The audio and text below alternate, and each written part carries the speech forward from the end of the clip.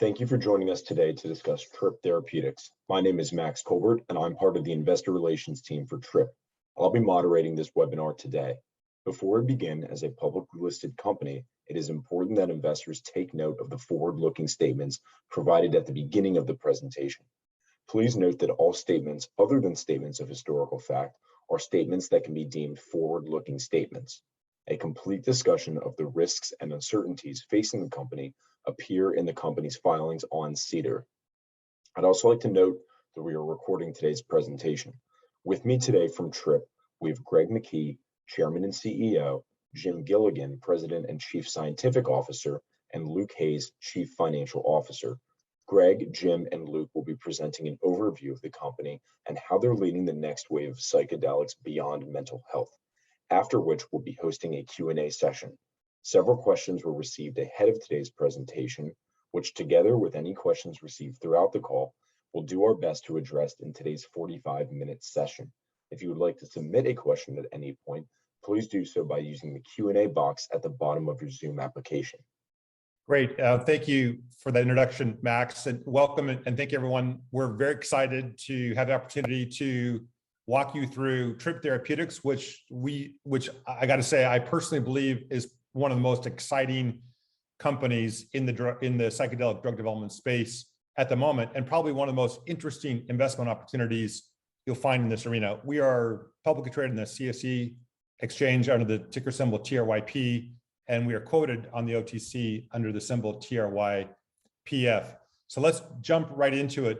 So Tryp Therapeutics is, we believe, leading the next wave of psychedelic drug development by looking at a number of different new, novel therapeutic indications. We are highly focused on psilocybin and its derivatives as our primary chemistry, as one of our differentiating factors. And second of all, we're very focused on a number of different therapeutic indications in chronic pain and eating disorders, two very unique spaces, which very few, if any, other companies are looking at the moment.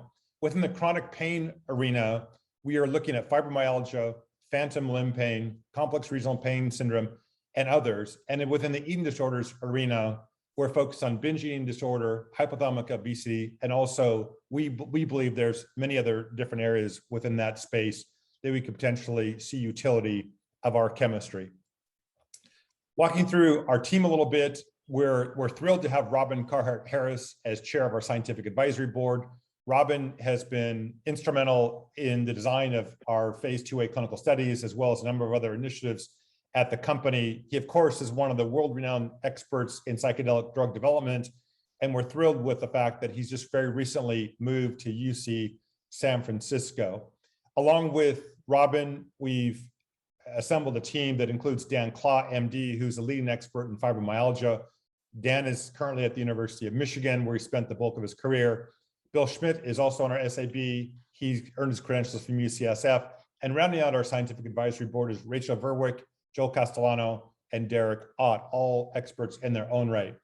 The internal team at Tryp, you've got about a few of us, obviously, here today, myself, Greg McKee, Chairman and CEO, Jim Gilligan, our President and CSO, as Max mentioned, also Luke Hayes. All of us on the team, including those within Jim's purview, have deep drug development expertise, and everything that we do is really kind of focused from the lens of traditional biotech and life science drug development, which we think is the future and is where all of the economic value will be unlocked in psychedelic drug development. We've also assembled a large set of academic resources. One of our strategies has been to partner with the best-in-class researchers in various fields. We've announced our partnership with the University of Florida already. We've announced our multiple partnerships with the University of Michigan, and we have several others on the way that we'll be announcing shortly. But just to tee up the conversation a little bit, I'll let Jim Gilligan speak to this momentarily. We have two primary chemistries that we're looking at within the psilocybin arena. The first is what we call Tryp 8802. This is a non-proprietary 25 milligram oral capsule of synthetic psilocybin that's sourced from the Usona Institute. We are using this to jump straight into phase 2A clinical studies, which we think is a huge advantage for us, allowing us to answer the basic question of the utility of psychedelics in a wide variety of novel therapeutic areas. Second of all, we have Tryp 8803. This is our proprietary psilocybin-based drug product that's manufactured exclusively for Tryp by two very well-known contract manufacturing organizations, Curia and Alchemy. This is a novel formulation unique to Tryp, and we also have a novel route of administration, which we think is going to just be one of the best things out there in this space. As we've slowly begun to talk about it with a few of the internal academic partners of ours, they've been blown away by our approach with this, and we think that it will be a real game changer in the psychedelic drug development space, primarily because we expect that it will improve patient experiences dramatically and also potentially create a safety mechanism that doesn't exist with the currently orally viable drugs. In terms of our pipeline, Tryp 8802 has 4 phase 2A clinical trials that are just right around the corner in terms of being initiated. We've got the binge eating and hypothalamic obesity studies with the University of Florida.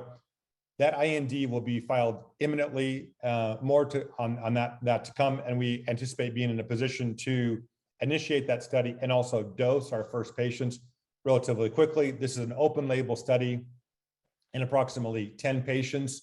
In these subcategories, we anticipate grouping patients by binge eating, hypothalamic obesity, and others potentially. And we also anticipate being in a position to have clinical data from this as an early read, relatively early in the first quarter or second quarter of next year. Secondly, we have a phase 2A study in fibromyalgia with the University of Michigan. This also is an open label study in 20 patients.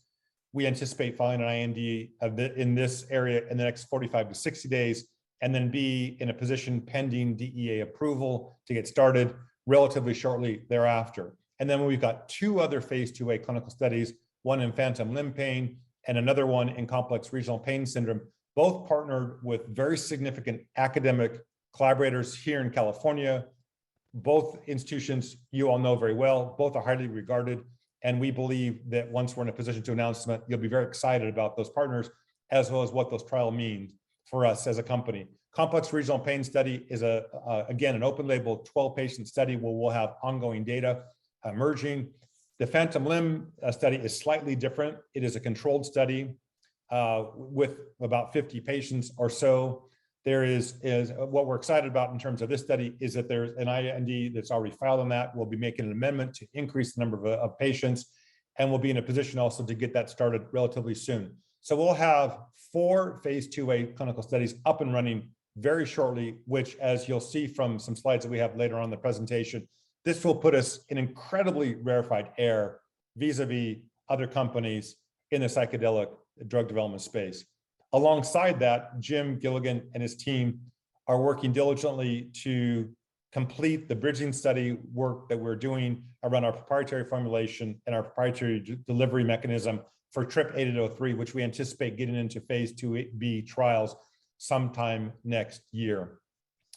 So with that, what we'd like to do is spend a little bit of time, and let me turn it over to Jim Gilligan to walk through sort of the rationale and the excitement that we've got around working with Tryp's products in the spaces of chronic pain and eating disorders. Jim, let me turn it over to you to go into that in a little more detail. Thanks, Greg. As Greg mentioned, one of our key areas of focus with psilocybin and psychedelics is for nosoplastic pain. And here we give 3 examples in that category, that being fibromyalgia, phantom limb, and complex regional pain syndrome. And we're often asked, what's the common denominator between these 3 and other indications within nosoplastic pain? And that is that the pain emanates or originates in the CNS. And the example I use most frequently is phantom limb pain, where an individual unfortunately has had a trauma which has resulted in the loss of a limb, and yet over time they have persistent pain in a limb that doesn't exist. So clearly that's an example where the pain originates in the brain and not in the periphery. The other thing that's interesting when we look at these different scenarios is the traditional approach that's been taken is to provide analgesics. And in essence, what we're doing is we're treating the symptom and not the disease. And part of what Greg will get into when we talk about fibromyalgia, for example, is that the drugs to date have not been effective. and that in fact, a number of patients, maybe the compliance rate is 10% after a year, and that maybe 30% will resort to opiates. So clearly the current paradigms are not effective. And we think that our approach, our customized approach of using psilocybin in conjunction with psychotherapy has the ability to address the multitude of issues and symptoms these patients have. Yeah, thank you for that, Jim. I think one of the key points, here for me from an investment perspective is that each one of these therapeutic areas is huge in terms of unmet medical need, and also in terms of financial upside for the company. So as Jim mentioned, there's already 3 drugs that are approved in the fibromyalgia space, but Frank and Dr. Dan Claude, by the way, worked on each one of those. By the way, most of them are very ineffective, as Dr. Claude will say, and we'll certainly have opportunities to give you access to him in the future. And importantly, compliance on those drugs is very low. Only about 10% of patients adhere to treatments after the first year. Second of all, many of the patients get addicted to opioids. They take opioids to essentially treat the symptoms, as Jim was mentioning. And that is, of course, led into the opioid crisis that we're facing here in the United States. In terms of the market opportunity, this is a multi-billion-dollar opportunity, we believe, in terms of peak year sales. I'll let Luke talk a little bit about some of the analyses that we've done, around that. But this is a very significant market, which I think is really underappreciated in terms of how investors are looking at these areas that we're going into. They are massive. There are large numbers of patients with very significant dollars associated with each one of these. In the phantom limb pain space, for example, there are 2 million patients in the United States living with loss of limb. More than 60% of those patients experience phantom limb pain. And at the moment, as Jim had mentioned, the medical community is really only trying to treat the symptoms and is not really treating the underlying disease. And we think that with the Tryp products that we'll be able to treat the underlying disease, which is another, again, multi-billion-dollar opportunity in terms of peak year sales for the company. And then lastly, in the complex regional pain syndrome arena, there are about 250,000 people that are afflicted with this particular disease. And we again think this could be a very novel approach by bringing a psychedelic drug to this therapeutic area. In addition to the chronic pain arena, we're also working with Jennifer Miller at the University of Florida.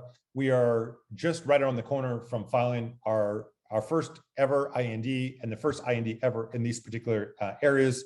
We are focused on binge eating disorder and hypothalamic obesity as the first 2 initial indications in this area, as well as potentially looking at patients with another genetic related disease. We think this could be the tip of the spear, however, in terms of the other different eating disorders that we look into. This is a way that we get started. This is a way that we get initial data from our material and from psilocybin. But we think that the opportunity here in terms of what we can do for patients and the numbers of patients that we can potentially treat could be massive. And again, I think this is pretty well not fully understood or appreciated by our investor base at the moment, but I think that over time it'll become abundantly clear just how large these needs are and just how large the financial opportunity is for Tryp's investors. But we're quite excited about these partnerships that we've developed, in particular with Jennifer as our first investigator in our first IND, as well as with the University of Michigan, which will very likely be our second IND that we'll have filed also relatively shortly. Along the way, we're spending considerable time and resources around manufacturing our proprietary Tryp active pharmaceutical ingredient that's used in Tryp 8803.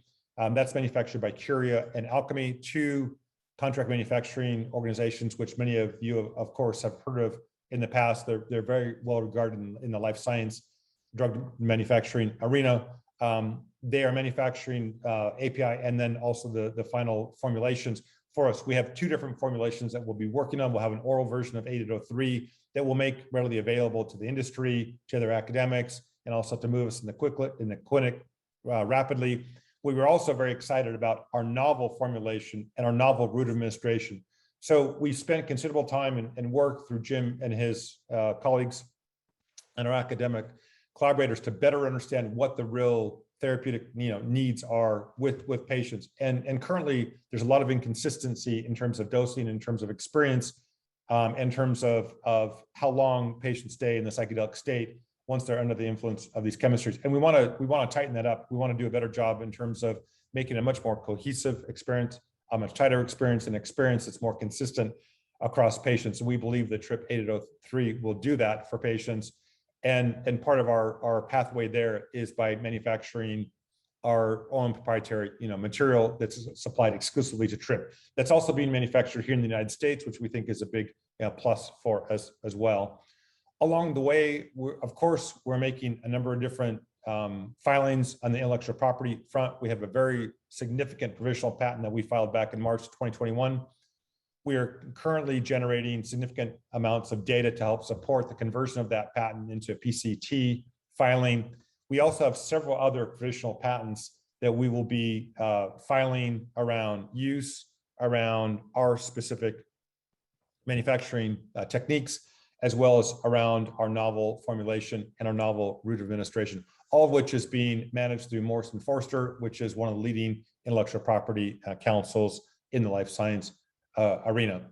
Let me just pause here for a minute. I want to turn it over to Luke Hayes, our Chief Financial Officer, to explain a little bit around a couple of different topics. One, in terms of where we sort of see Tryp and the position of Tryp vis-a-vis other companies in this space. I think you're going to be pretty excited when you see this.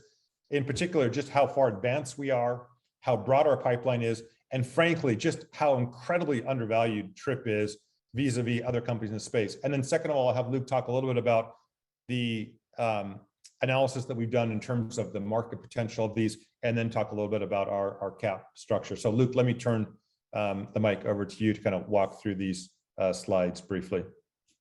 Yeah, great. Appreciate everybody taking some time to be with us today. And as Greg mentioned, we've got, I think, some real excitement when we look at the competitive landscape and Tryp's unique position within that. I think as you look at the overall landscape, there are a couple of things that really jump out. First off is there's a large amount of activity in traditional mental health disorders, including depression, anxiety, PTSD, and other areas. And so we feel like there's a real first mover advantage and opportunity for differentiation for our emphasis on chronic pain indications, as well as the work that we're doing in eating disorders. The second thing that really jumps out is when you look at the overall landscape of 50 plus drug development companies that are active in psychedelics. This is just showing those with a market cap of $100 million or more. But as Greg had mentioned before, it's really a small portion of those companies that have advanced so far as to have initiated phase 2A clinical trials, with Tryp being on the cusp of having initiated at least 2 phase 2A clinical trials between now and the end of the year, with another 2 to follow the first part of 2022. Will be in a very advanced state relative to the overall body of companies that are active within this space. If you think about the overall market opportunity, as Greg had alluded to, we've done quite a bit of work to map out the prevalence rates for the different diseases that we're pursuing, making pricing assumptions about adoption of the treatment once approved. And from our point of view, if you look at our major indications like fibromyalgia, for example, there are over 4 million patients in the United States that have been diagnosed with fibromyalgia, and that represents a market opportunity of at least $5 billion in global sales when you're at a peak level of activity.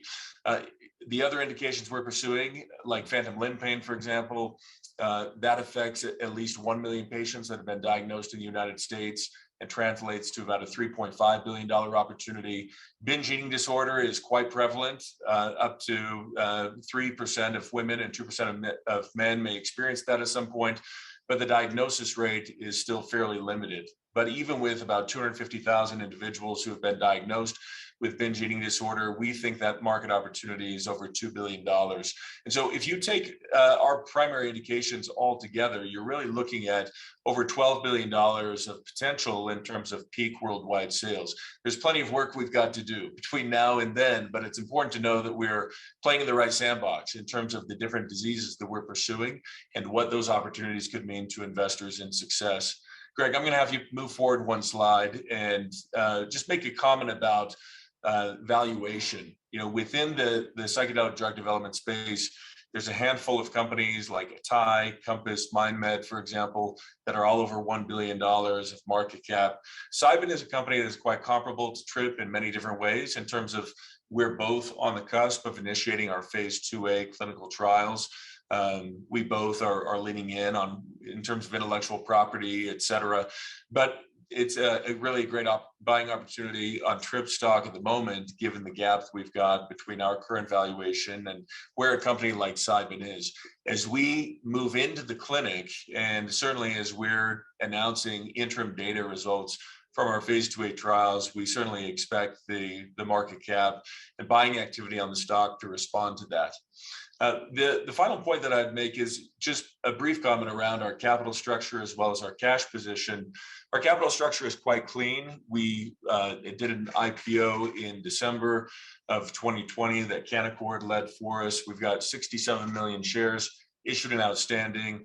About 26 million of those are held by insiders, the founders of the company that are members of our board of directors. And so you've got about 40 million shares that are part of the public float.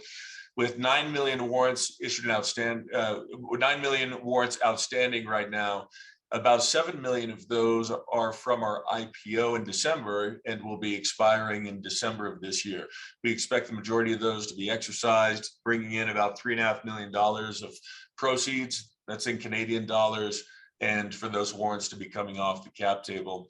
In terms of cash, the company has been around for about 2 years and has been incredibly capital efficient up to this point. We've had about $9 to $10 million Canadian in total proceeds from the issuance of equity as well as the exercise of warrants.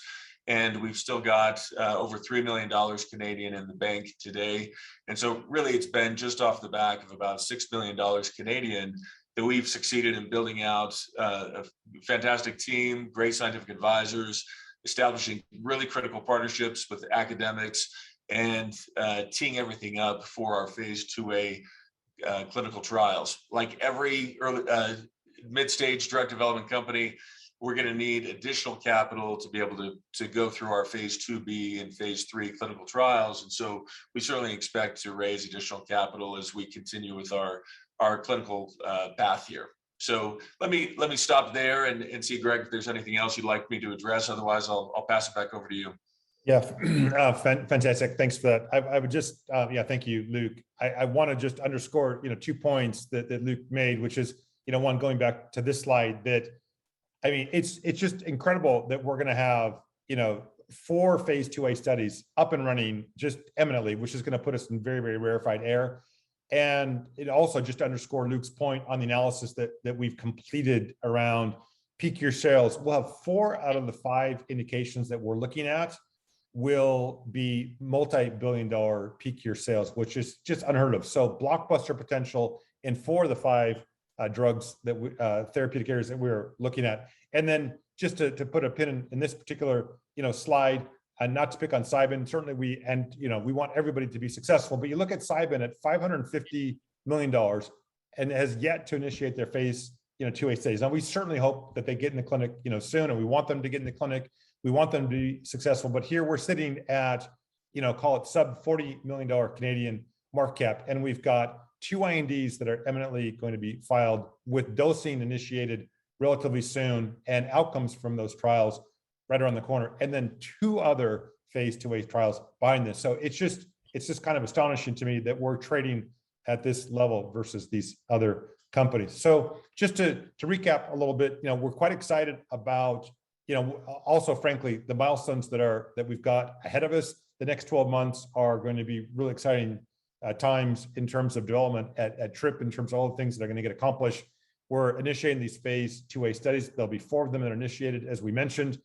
2 that will be completed, initiated this year, 2 others that are right around the corner and could be this year, likely in the early part of next year, but just right around the corner. We'll be filing additional intellectual property applications, as I mentioned. We also will be announcing at least 3 other really exciting academic partners. We've got 2 here in the West Coast in California, world-class institutions within the UC system. We've got another very significant institution in the Midwest that we're working with that also has incredible prowess in the psychedelic drug development space. They've got great history. The individual that we are working with there is world-renowned, and you all know him and will know of him and hear a lot more about him and these other researchers that we're working with in California in the coming weeks and months. So we're very excited to announce that. And then also we'll be completing the manufacturing of our GMP synthetic psilocybin for our proprietary 8803 here very shortly. So quite a year that's ahead of us, and a number of different milestones that we anticipate will be supporting our shares as we go forward. So I think with that, we'll finish up the formal part of the presentation and get ready to dive into Q&A, if that's okay with everybody. Perfect. Greg, Luke, Jim, thank you both very much. We will be moving on to the Q&A session. We have had a number of questions received via email that we'll ask in addition to a few that have come through during the presentation. And as a reminder for our listeners, if you would like to submit a question, please do so via the Q&A box at the bottom of your Zoom application. I'll be reading each question aloud and then handing the line over to Greg, Luke, and Jim to address the questions. Now, the first question, why target chronic pain and eating disorders with psilocybin?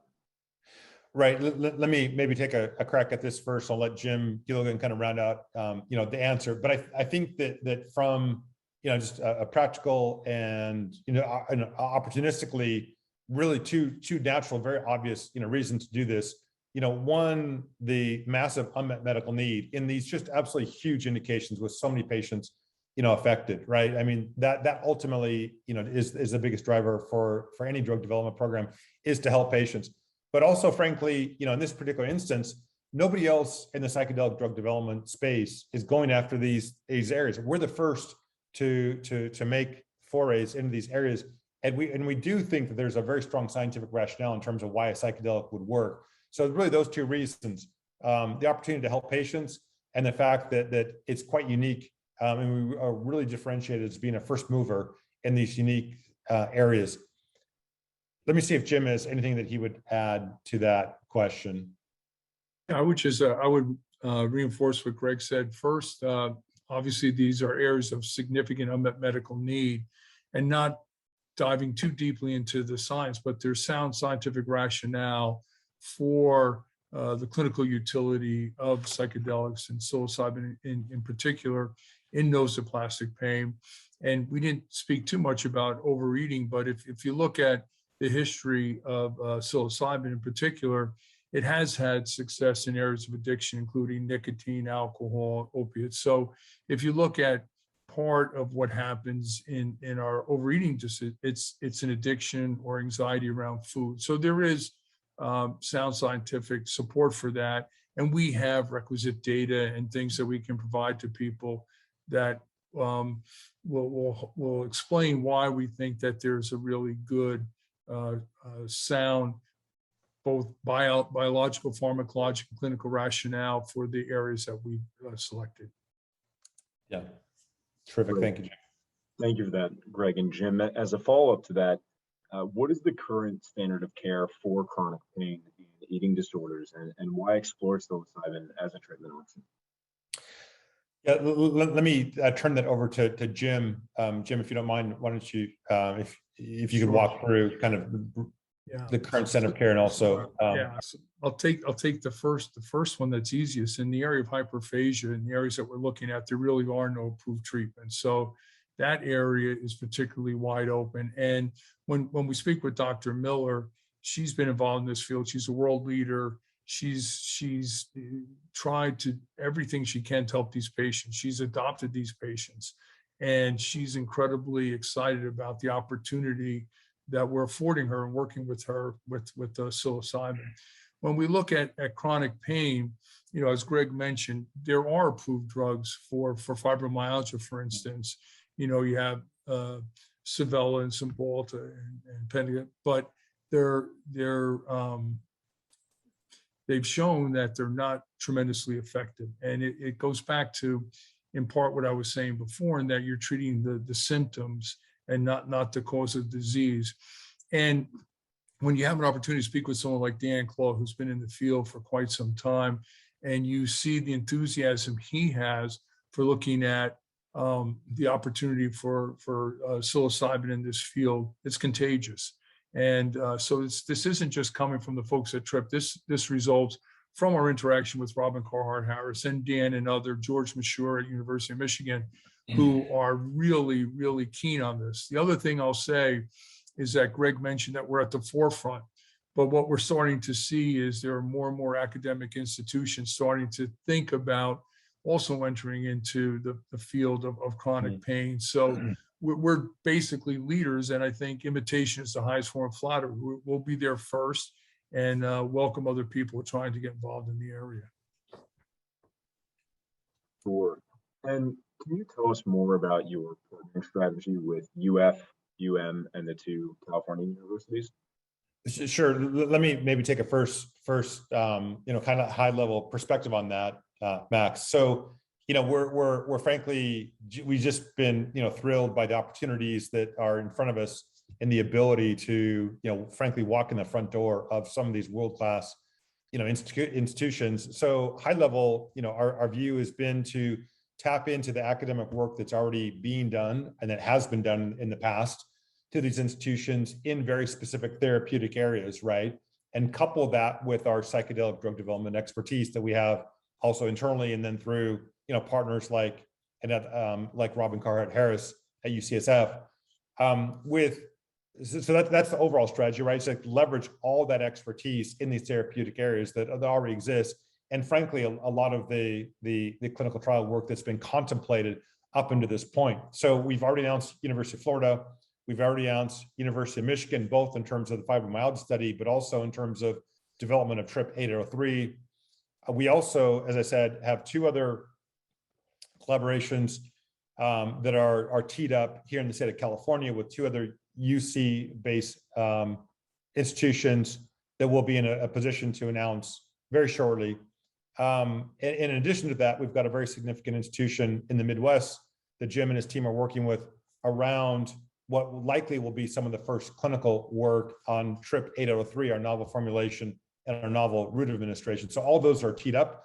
We've also been invited to work with another academic institution overseas that is also world-class in terms of their expertise in the psychedelic arena. And we'll continue to explore other opportunities, right? We believe that there's a vast opportunity to continue to tap various different academic institutions and the work they are doing to frankly help accelerate our work into other therapeutic areas broadly within chronic pain and the eating disorders, areas that we've not tapped into yet. So we're very excited and can't wait to be in a position where we can disclose these additional collaborations. But I can tell everybody today that we are deep in dialogue with these groups. We've had many different meetings in terms of the specifics of clinical trial design, around endpoints, around the numbers of patients that we involved in these studies, timing, and so forth. And all of this will come to the forefront here relatively soon. But it is, I think, going to be a very significant number of partnerships that will be in a position to announce very shortly, that will add some of the significant progress that we're making at Tryp. Sure, really appreciate that, Greg. Next question: what further clinical research collaborations should investors look forward to? Right, like as I mentioned, kind of in answering the previous question, we're always scouting new opportunities. Jim and his team have found this great academic collaborator in the Midwest that we'll be announcing here soon. As I mentioned, we've just gotten invited to participate in a clinical study with an academic institution overseas that we will likely pursue and be in a position to talk about shortly. And, we are certainly always on the lookout for other academic groups, to work with. So besides there's 4 right now, 2 in California, 1 in the Midwest, for sure, 1 other that we've been invited to partner with, and there likely, could be others. We're not going to just stop where we are now. There are a lot of other, very significant academic institutions that are working in psychedelic drug development, and we want to make sure that the Tryp is at the forefront of those partnerships and is leading, the way from a corporate perspective in terms of collaborating with those institutions, and also, frankly, helping them commercialize some of the great ideas that they already have and that they've been working on for a period of time. So more to come, on that, but I think it's a very exciting future for us in terms of, our ability to identify and also, frankly, work effectively with academic collaborators in a wide variety of different fields. Can you provide an update on enrollment for the phase 2A trials? Sure. Maybe let me take a little crack at that, which I think is pretty straightforward. So obviously, the first step in all these phase 2A studies is to file our IND. That's one of the 3 critical milestones. We are about ready to have that completed at the University of Florida. We've got a second IND, as I mentioned earlier, that we expect to file around the University of Michigan fibromyalgia study sometime within the next 45 to 60 days, call it. And then enrollment will happen from there. So first patient enrollment will occur shortly thereafter. At the University of Florida, we anticipate being in a position to enroll our first patients, likely, call it 30 to 60 days once we have filed the IND. That's pending Drug Enforcement Agency, or DEA, approval in the state of Florida.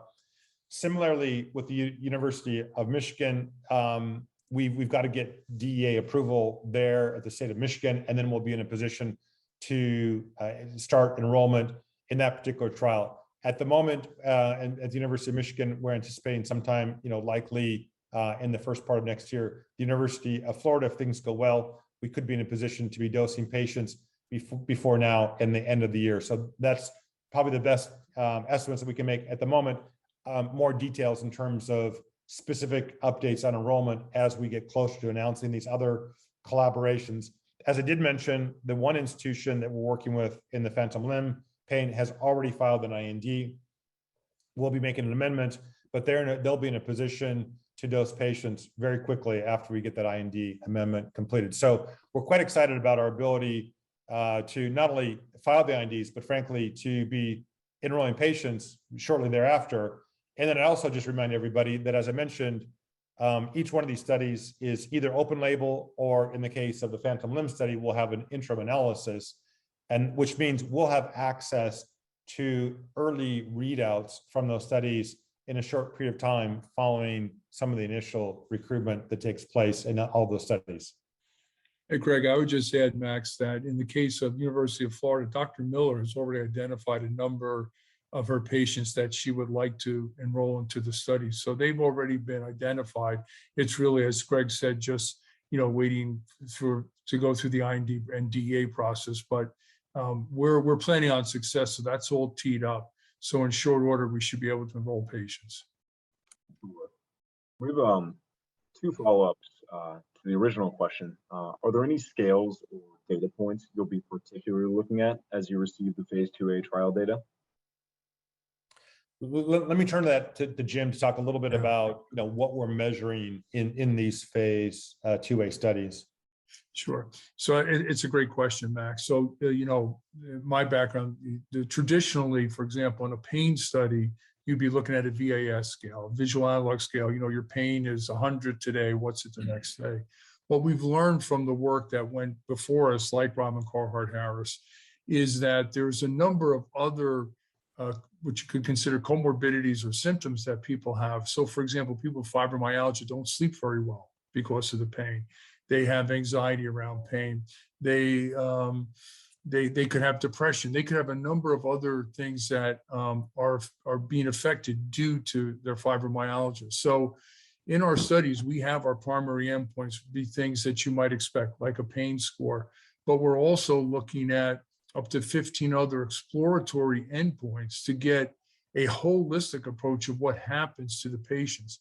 And this comes again from our discussions with Dr. Miller and Dan Claw. He said that there's so many other things going on that if we can have a benefit to someone being able to go back to work or having a better relationship in their families, independent of just a 2-point change in the VAS scale. With Dr. Miller, her patients are particularly severe to the point where families have to lock up food. She said that anything that could improve their quality of life, not just a weight loss, but just their literal day-to-day existence, will be remarkable. So we're looking at a wider range of endpoints than traditional in a study. And this is also important because, as Greg mentioned, this is part of our strategic plan to identify, is there the expected result, and how do we refine our approach? So in the next study, in the 2B studies, we won't be looking at 15 endpoints. We'll be looking maybe at 3 or 4. So, it's a product of being cutting edge. We're cutting edge. There isn't a precedent. So we're out there at the forefront. We'll determine how these patients respond and what are the best parameters to identify clinical utility and use those in our upcoming studies. Appreciate that, Jim. As the second follow-on, is there any reason to believe there are risks with the IND straight to a phase 2A, or is the FDA primarily concerned with safety? That's a non-issue. Yeah. So I mean, it's a good question. And as Greg said in the beginning, our 8802 program is based upon the standard orally administered psilocybin capsule, and so there is a great level of familiarity with FDA with that approach, and a number of these being supported by the USONA Institute. And so the likelihood of an issue there is with FDA is quite low. The other thing that we've done, and you nailed it, Max, is that the FDA's concern would be safety. So we're looking at a lower dose, to begin with, to make certain that we take a safe approach, and then the second dose could be escalated to the more traditional. So we're taking patient safety obviously very, very seriously, but given the history of psychedelics and psilocybin in particular, it has what's called a very high therapeutic index, the ratio between clinically effective dose and a toxic dose. So we feel quite comfortable that we'll be in good stead with FDA in our phase 2A studies. Perfect. And Jim, could you provide color on the dosing and administration of TRP 8802 and TRP 8803? And as a follow-on, will there be a difference in dosing and administration between the two? Yeah, so that's the $1 million question, right? And so let me put my dancing shoes on here. So if we look at 8802, we look what's been done, everything is been used in the oral route of administration, which is quite convenient. And there's a lot of history behind that. As we looked into the results with oral administration, we realized that blood levels were quite variable.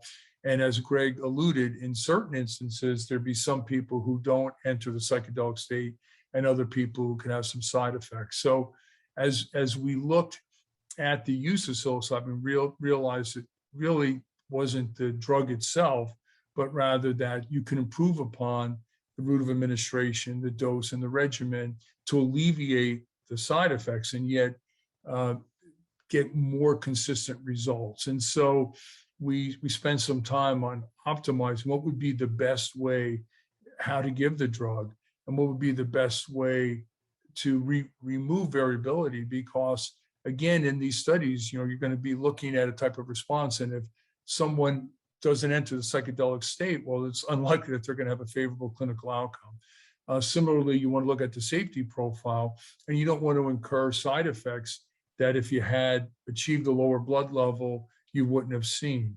And so the approach we've taken, again, repeating ourselves, is 8802, smaller studies. Do we see a clinical signal in a limited number of patients? It's all open label. And then 8803, we will take forward in the larger studies with understanding what we want to target for clinical outcomes, and with have a much better control over the blood levels and duration of the psychedelic experience. And we're dying to get our additional data and patents filed so that we can share that additional information with folks. Thank you for that, Jim.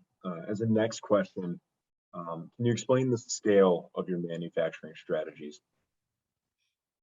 So one of the things that Tryp has done from the onset as planned for success and looked at making sure that we were prepared at a commercial scale. And so Larry Norder, our head of CMC, has a ton of experience. So when we entered into our manufacturing of API, a couple of things we had to look at. One, mindful of existing patents that we needed to circumvent. And one was to make sure that the chemistry that we're using, the chemically synthetic approach, was scalable. And so we've achieved that. We've come up with unique steps in the process, and we've achieved multiple kilo scale. So, if you look at 2 kilos currently at a 25 mg dose, that's like 80,000 doses. So we're in a position where we've taken the chemistry to the scale that needs for commercial success. And so we're not going to be in a situation where we have our studies, then we have to do a bridging study because it was lab scale, then you got to go to a greater scale and validate it. So we'll be at that level shortly. Thank you for that. One more for Greg and Jim. In fibromyalgia, can you share with us what biomarkers you're planning to try? Right. It's actually, let me just take a high level, crack at that, and then I'll let Jim kind of, get into a few more of the details. But I'll say that we've been pretty excited about the opportunity to work with our academic collaborators around using 2 different very specific biomarkers, in the arena to get a better sense of what's happening, frankly, to brain function.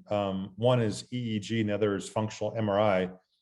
Most of the academic partners that we are working with already were considering that, had some thoughts around it, had included in their INDs in some form, but they had not necessarily been consistent and they weren't necessarily collaborating.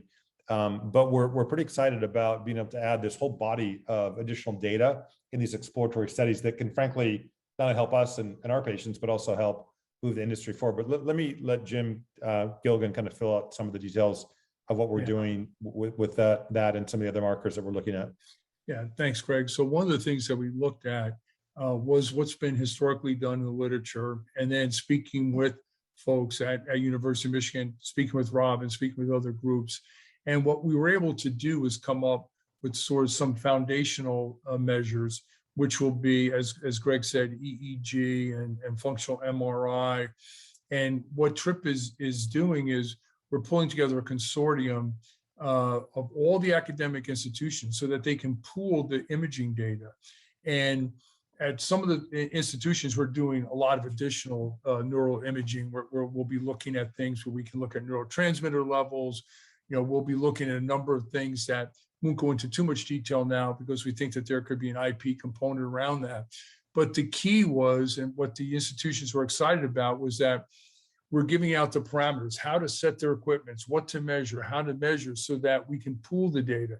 And it's going to be interesting because we'll be able to look at what are the differences between different eating disorders, what happens in perhaps phantom limb or fibromyalgia, complex regional pain syndrome. Are there similarities there? Are there differences? Are there things that correlate with clinical outcomes? Is there commonality between totally different indications like eating and pain that would be of interest? And so we're providing a platform for the institutions to combine data on a set of parameters. And then each of our studies will have additional biomarkers and things that are particular to those indications. And so we're collecting a lot of information in all these studies as we proceed. Thank you, Greg and Jim. Question for Luke. Can you speak to the estimated R&D expense as you progress into clinical trials? Yeah, definitely. For each of our phase 2A trials, the cost of those trials ranges anywhere from about $1.5 million Canadian up to $2 or $2.5 million Canadian, partly depending on number of patients we're seeking to enroll, et cetera. And so for some of the smaller phase 2A studies that are, let's say, 10 patients or so, the cost of those could be between $1 million and $1.5 million Canadian. Whereas the larger ones, such as phantom limb pain, which will have 50 patients enrolled within that, or fibromyalgia, for example, that'll have about 20 patients enrolled, we would expect cost of those trials to be in the $2 to $2.5 million range. And so I think the good news with the strategy we've taken overall is that we have really determined what size the phase 2A trials need to be in order to give us a likely effect size for the treatment of the drug, as well as giving us the opportunity to use a wide variety of secondary and exploratory endpoints, so that as we're going into the phase 2B studies, we can pick and choose which of those endpoints we want to roll into the much larger and controlled phase 2B studies, which themselves will be more expensive. Typical phase 2B study for us, let's say for something like fibromyalgia, we would expect to enroll over 100 patients within that study. And the overall cost of performing that study could be anywhere between $5 and $8 million Canadian, depending on several different factors that are part of the design that we'll be iterating with. If we look out over the next 12 months and with our coming fiscal year, which runs from September 1st through August 31st, we would project somewhere around $18 million total in Canadian for our total operating expenses, which would include all of our clinical activity. It's the preclinical and phase 1 body of work for our proprietary molecule.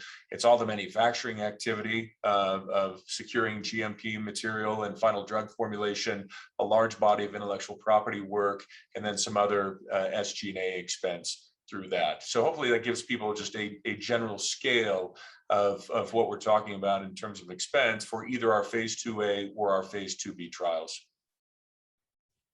Thank you, Luke. Really appreciate that. Have a question back on the clinical trials. Are you stratifying the trials based on gender? And are you looking for any differences in outcome based on gender or age? Well, if you look at, Max, in the studies, the easiest one would be if you look at what we're doing at University of Florida. We're looking at maybe initially 10 patients, and we're looking at 3 indications. So the ability to stratify there is relatively low. We could have 3 or 4 patients in each of the indications. And I think that the focus here is what we said, is there a there? Is there a signal? Do we see something there that would encourage us to go into the larger study? The other thing that we're cognizant of is that we want to look at these preliminary studies, as we said, to determine whether there's a signal, clinical utility, and refine our approach. The other thing is we really want to focus much more of our energies and our approach to 8803, which is our fully proprietary product. So these are truly initial studies. We're not going to have statistical significance here. We don't have placebo groups. We're really looking, as Luke said, we expect the effect size to be enough to give us the confidence to go forward into the next phase of studies.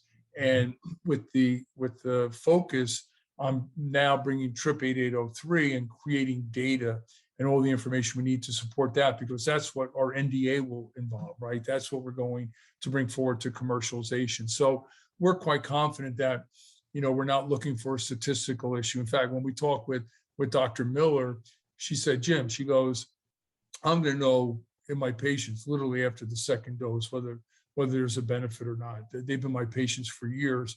And literally from a Tryp perspective, Dr. Miller's recommendation that she's seen something that's significant is worth much more than, a p-value of 0.05 on something.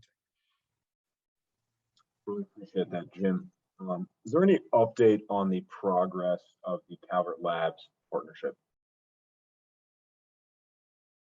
Yeah, I just came out of a meeting with Calvert Labs, so we're going forward. Again, this is a situation where Tryp 8803 is unique enough that we do need to do some minor bridging studies to existing data, and that's well on its way. They're a very well-known group, and we have weekly meetings to just make sure that all the activities that we're working in collaboration with them, meet our timelines, which are aggressive.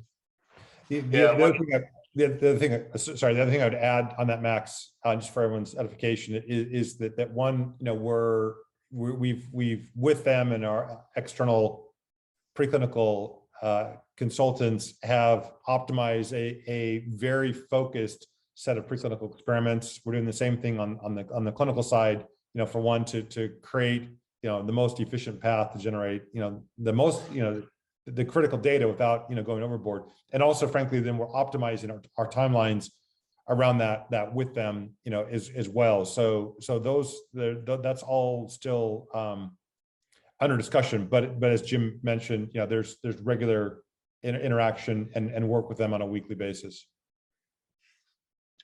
Great. And we have a question about Dr. Robin Conrad Harris. Could you talk about the involvement of Dr. Conrad Harris, and is he primarily involved in the indication selection only, or to what extent is he involved in the design and the execution of the clinics? Yeah, I mean, the thing, there's a couple points I'd make, right at the gate, which is, we're thrilled to have him, working with Tryp, almost full stop, right? I mean, there's so many different opportunities that Dr. Conrad Harris has, academically, obviously now with his new appointment at UCSF, but also in the corporate realm, and he's chosen to spend time with us, right, versus other companies. So one, we're thrilled with that. Two, I would just say, and I'll let Jim kind of elaborate on this, is that we're in regular communication with him around a number of different aspects of the company. Both Jim and I have been in contact with him as recently as frankly over the weekend, honestly, and earlier today. So we speak with him on a weekly, maybe not quite a daily basis, but on a very, very frequent basis around many different aspects of the company and where we are headed, both with our phase 2A studies, but also the design of our novel formulation and a novel route of administration with Tryp 8803. Yeah, that's right, Greg. So we use Robin regularly, I would say. He would say as well, and it's not just from his obviously incredible experience with psychedelics, but we do speak to him about the indications. We do speak to him about what would be good endpoints. We shared with him 8803, which he's very incredibly supportive of, and we obviously value his input. I think one of the things that Greg alluded to is we've been very fortunate to deal with leading institutions around the world. And I think in part is due to the fact that we're very collaborative and we're very open-minded, we're doing rigorous science, and they like the fact that we're not just trying to do things quick and dirty, that we're being thorough, and that we have our reputations involved as much as theirs. And I think when we're speaking with Robin, we're very attuned to his views on things and his approach, and he sees that we adapt and listen to him, as do like Dan Claw and all the other folks that we speak with. And it's a very good give and take and collaborative approach, and we're just thrilled the way things are going so far. Appreciate that, Jim. More on the IP front, could you speak to the progress of the company on the IP front? I know the expansion of IP was mentioned in the most recent Investor Day event. So what are the financial plans moving forward for the company?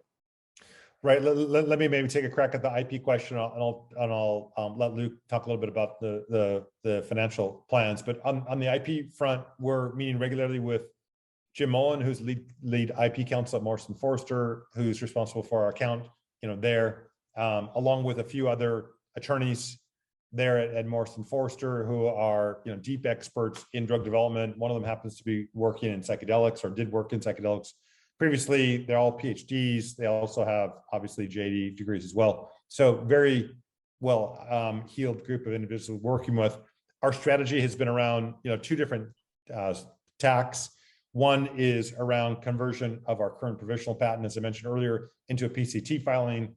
Jim and his colleagues are creating generating the data right now to allow us to do that. So that's one big, part of the work that we're doing at the moment, which will then allow us to be in a position, frankly, to talk to everybody in terms of what the specific formulation is, and also what our route of administration is, which I think is a critical set of information that we just would love to make public sooner rather than later. The other thing is that we're also laying out a strategy of additional filings, as I mentioned.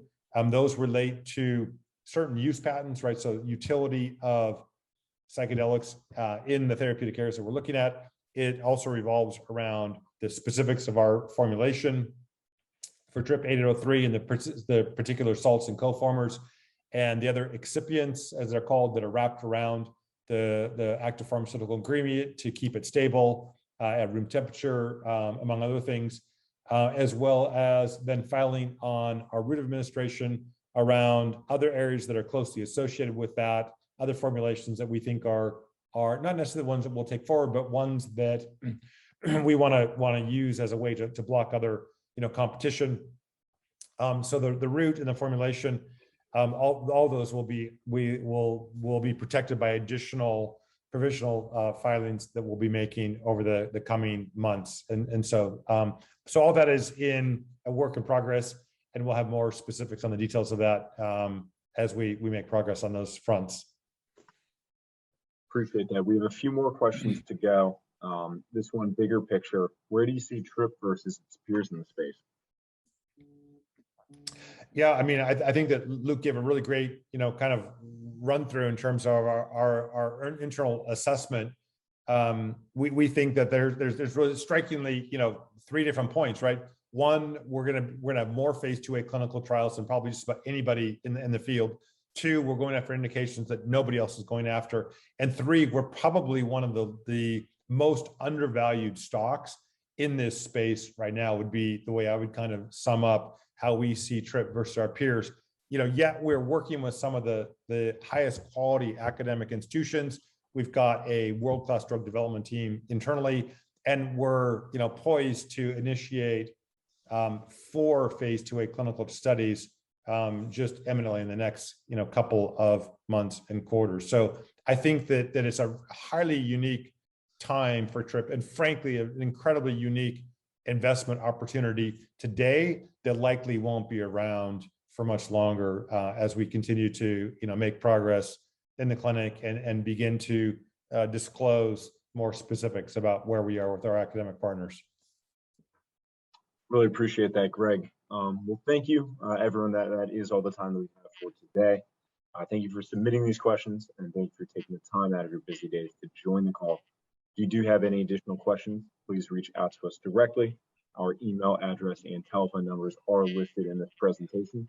We'd be happy to speak to anyone with additional queries. Again, Greg, Luke, Jim, thank you so much for participating. Have a good time. All right. Max, thanks for hosting today. It's really great to see you. Thanks, and Max. thank you everyone for joining us on the call today. Thanks, everyone. Have a good day. Take care. Thank you, everybody.